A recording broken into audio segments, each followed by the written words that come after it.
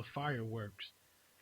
That could have been the C.J. Wilson kids' situation, but one of them was rumored to have this serious, amount of fireworks that it was just one of those, what I think they call them clickbaits or something. The headline just seemed like, unbelievable.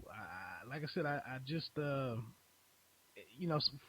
me, not a big fireworks guy anyway, but you can go to the local park or, being in the city, and he actually was down in Florida, but I mean, if you saw the Macy's fireworks over the weekend, I mean, it was a good 25, 30 minutes straight of, world-class fireworks. And here he is losing, an index finger trying to do something at home. I hate to speak for these guys. We don't know if any, alcohol was involved or if he was being careless and whatnot. It's just something that happened, unfortunately. But I agree with you. It looks like he might be able. He's vowed to return to the field. New York Giants officials did go down to Florida to try to assess the situation, but they weren't able to meet with him. But he has issued a statement that he'll be back to the team sooner as opposed to later. The cornerback, we don't have to spend a lot of time with him, but I think he lost 2 fingers, and he only played in like 4 games in 2 years anyway. So like I said, that's not a big, while it's a big deal for him as an individual, the team, they probably won't set back their plans of trying to get back in the mix in that NFC South. Yep. So just some weirdness. Yeah. Go ahead. It's funny that, I guess the money a lot of these athletes make, they'll spend it, at the bar drinking, and then $10,000 for a DUI. I mean, with that kind of money, you could pay someone to light off your fireworks. Right. You're making, so. I'm actually really concerned about Donovan. It just seems for him. That seems a little uncharacteristic for him. I think T.O. actually came out in the social media or something, and it's kind of bad when Donovan is getting advice from T.O., but I think T.O., through one of the social media outlets, made a statement about he should have called Uber or something. But I just worry about Donovan. I don't think his career ended well for him. And I hope this isn't some lingering effects of him kind of trying to get, just trying to move on after leaving the field. I mean, I can't really think of a player that was kind of more beloved or you had that bright personality, and was so highly regarded for the majority of his career. I just don't know another guy on his level that it ended that badly for, and it wasn't drugs or some rape case or domestic abuse. I mean, here's a guy that just over a season and a half just was a shell of himself. Yeah, I remember, watching him towards probably the end of his prime, we'll call it. And then how he kind of almost took a back seat almost as a mentor. But it's right. Almost like he transitioned into that unwillingly. He was just put there one day when he woke up. And right. I think it just happened in a blink of an eye. And, to your point, I'm not sure. I'd hope it isn't how he kind of, is dealing with it now in terms of being a little more careless. Uh-huh. So that's unfortunate to see that, but hopefully he does rebound. And yeah, I don't know if T.O. is the best person to get that advice from, but I mean, he's right in this particular situation. Right. Hey, well, I want to get you off of here. Any final thoughts, man? I mean, you are located in Michigan. One of my affiliates is actually located in Detroit. Now I'm up underneath the One Take Podcast Nation. I've been a little disappointed with the Tigers, and I don't know what's happening. I don't have the best outlook for them in the second half of the season. I know Miggy's out in the middle of like a 5-week stint on the DL. One good bit of news. Well, actually, a couple of good things was I don't know about you, but it looks like Stan Van Gundy got it right with the Pistons pick.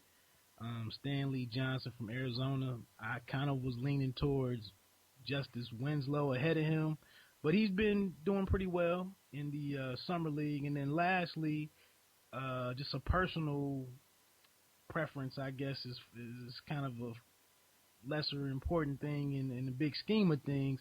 But it looks like the University of Michigan is going back to the swoosh, and will be restarting their relationship with Nike as their apparel provider in 2017, I believe, which is expected to be the richest deal in the country. So a couple of things to pick from, man. Any reactions to any of that? I guess I'll quickly touch base on probably two of them. Within the Tigers organization, I think the story's been the same for, I think, since their first World Series appearance, which I believe was that 08? I think it was 2000 against Oakland. They're so hot and cold. I remember everyone said, "Oh, we're 11-2," and I'm like, well, there's about 148 more games to go. So, and it's trickled down to where I figured they would be about 500. But again, their thing is they're leaving, runners stranded on base. Their bullpen, as of lately, is traditionally, as per usual, hot and cold, and right, not really getting them where they need to be. And to some extent, I think there's a lack of control in the clubhouse. I don't know how much that really has an effect on it. Because at the end of the day, the pitchers are pitching, the batters are batting. So I don't blame too much of it on the manager. The players have to perform. So we'll see where they go. I don't think they're going to make a big World Series run with Miggy gone for about 5 weeks. And as for Michigan, the Nike deal, Jim Harbaugh being there, everything seems a little bit more natural. I got a couple contacts up on campus who, towards the end of spring, they just said everything feels like, people are saying this feels like it used to be, where the Adidas contract, the Brady Hoke, the Rich Rod, everything seemed kind of forced. Whereas this just kind of happened, and it seems like it's a more natural fit. So, and he comes in and rules with an iron fist and doesn't take any crap from anyone, and he does it his way, and he doesn't care what anyone thinks. He just cares about the scoreboards and the wins and loss column. So I think it's going to go back to a respectable and winning program, and I think it's going to make the Big Ten stronger and make people's views on that much better. And I think the OSU Michigan rivalry will start its new chapter with probably two of the best college coaches in the game historically. So, did you happen to hear about Harbaugh's appearance on the Colin Cowherd show this week, and the interview that wasn't? Did you hear about that one? I listened to it. It was the worst interview I've ever heard in my life. It was about as bad as Joe Buck on the U.S. Open. So, right.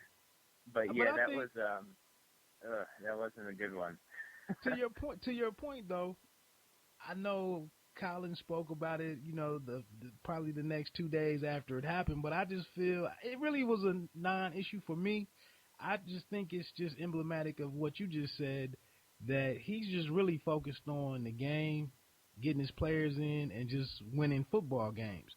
And that, the promotion stuff and, all those additional auxiliary duties, I just don't think that's his thing. And it just happened to occur in a very public setting, but that's Harbaugh. Yeah. If I remember right, he at Stanford and at San Francisco, I don't think he was huge in media press conferences or interviews. Oh, you mean with the Niners? Yeah. Right. I agree. At Stanford, so I think people want him to be that way, but he's just not that way. So I didn't think anything of it either. I think if you're a journalist, you know what to expect. I mean, you're not going to expect a chatterbox out of Bill Belichick, are you, if you're going to interview him? So exactly. I guess you're going to get what you request, and you requested him, and that's who he is. I totally agree. Any last sports takes on anything, man? Just as we get out of here. Floor is yours. No, not really. Just appreciate you having me on, Wood, and I'll tell you what. Once it gets a little closer to my tides for favorite sport, hockey. Once that gets going, we'll have to get a little bit into that as well. So hopefully, we can talk again soon, maybe after the British, and see if our picks were right or if we're way off. So okay, fair enough. Hey, well, I appreciate it again. Once again, this is Pay Me No Mind with your host Wood, my special guest Ronnie tonight. When I get this up, I'll send you a link and everything, and we can go from there, man. Like you said, definitely can get back in touch after the British, and I'm definitely, once again, you can help me out with my knowledge on the game of hockey too. So those are excellent. All right, perfect. Well, thanks a lot, Wood. It's great being on. All right, have a good night, man. All right, you too. Bye-bye. Bye. One Take Podcast Nation. Sports, lifestyle, and more. Hey, we're back. That was like I said, we're trying to get into some of the different sports outside of the top 3 or the big 4 or what have you. This episode's running a little long, so I'm going to get ready to shut it down. Hey, anybody checking this summer league stuff? As my neighbor just started cutting his grass, so yeah, I'm gonna really wrap this up. I just want to say the boy Seth Curry with the shot is putting in some work down there in New Orleans, averaging 27.5 a night in the summer league. I like to see Seth get on. You hear this lawnmower's killing me.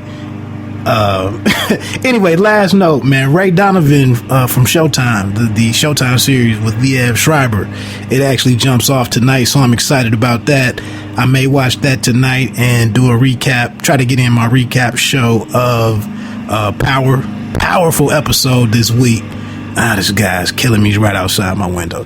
But let me get off of here, man. I thank everybody for rocking with me today. Holler at me again on Twitter at @E_pluribus_Wood. You are listening to Pay Me No Mind with show host Wood.